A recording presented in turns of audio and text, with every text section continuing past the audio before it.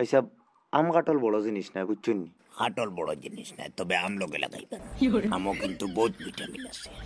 হিডিটাই না আমার ডাইরেক্ট না করলেও কোনো দুঃখ নাই তবে ব্যক্তিগত স্বার্থে আম কাটল বড় জিনিস না হয়ে মনে আকার দিলে বিশেষ করে আমরে তোমার এরকম ছোট করা হয়েছে আমও কিন্তু বহুত ভিটামিন হায় রে বাবা সাহেব আপনি আমার মাত বুঝছেন না আমি আপনার এই কথা কইছি না ফোন আরকম বা কমপ্লেক্সও লাগাই না কনফারেন্স হনি জি না ভাই সাহেব তো আম কাটল বড় জিনিস না কথাটা খেয়ে কইল ভাই সাহেব আমি আপনারে কেমনে বুঝাই আমি আপনারে ভাই সাহেব ইকান কইছি না যে আম কাটল বড় জিনিস না আমি ভাই সাহেব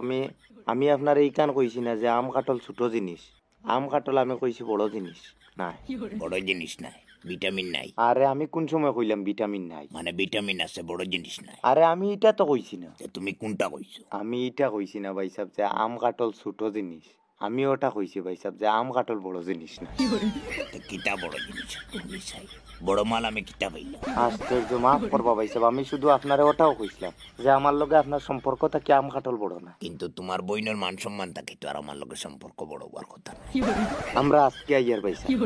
আজকে না আজকে আর সময় গেছে কি আমরা কালকে আইয়ার সকাল সকাল আইছি ইয়ার ভাই সাহেব সকাল সকাল আইতে লাগতো না কিতা কইছি বুঝছেন সব জিনিস পাইতে